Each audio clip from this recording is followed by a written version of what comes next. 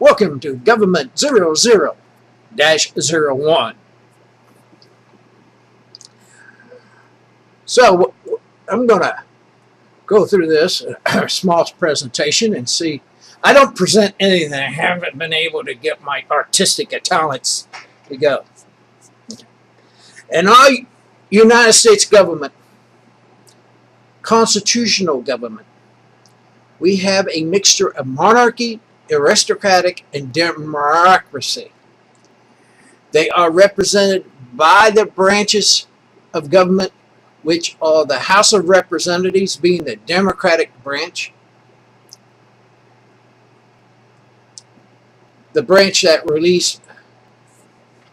really shows sovereignty of the people. Senate was designed and should work like an aristocratic house, which it really is. It was designed to represent the states, in other words, the land, the wealth. They believed that land was wealth, so they represent the wealth. And that's what the Senate is supposed to do, was supposed to protect those things, land and wealth, including the Constitution. The President represents the monarchy. All the executive office is supposed to execute the laws of the land. Execute the laws of the land. The judicial branch, being a separate entity in itself. The Supreme Court and all the courts down below it. That's 4 branches. But we consider the legislative, I hope I pronounced that correctly, which is the House and the Senate as one branch, the executive as one branch, and the judicial as one branch. That's when any of these branches acquire too much power, it would nullify the other branches of government. Let us say, when the president assumes unconstitutional powers, as of executive orders, which are unconstitutional to begin with, he gains more power over the other branches of government. Then when the government becomes unbalanced, and the people loses.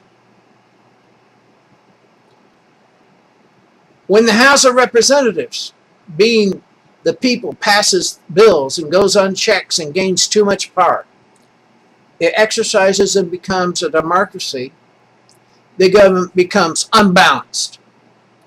When the Senate either exerts its power and gains too much, or does nothing at all and becomes an aristocratic government, the government is unchecked and unbalanced.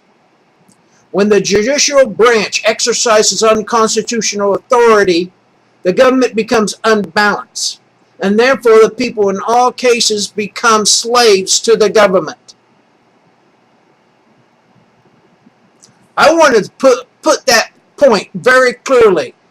When the government becomes unbalanced, you, people, becomes the slaves to it.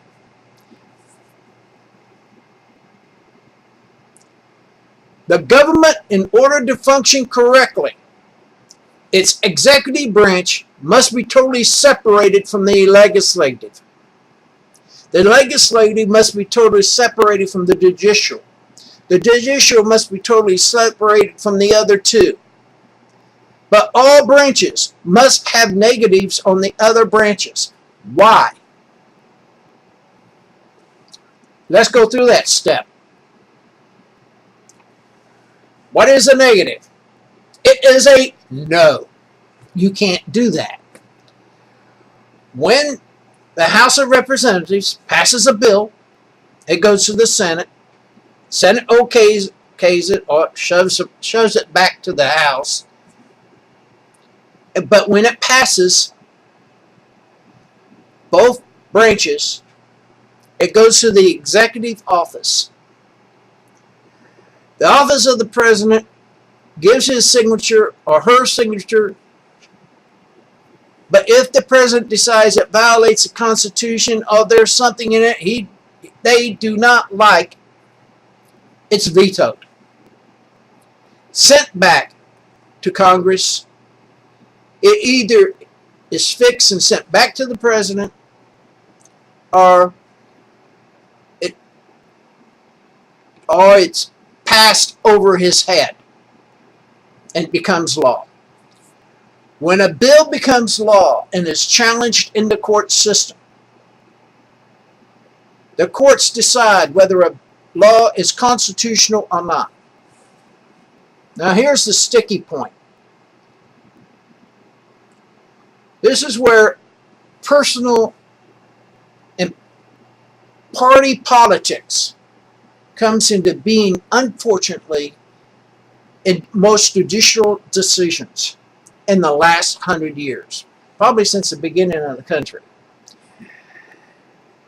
have been personal or party decisions. The Constitution is never thought of. Because if it was thought of, when some of these decisions were made, they would have never been made.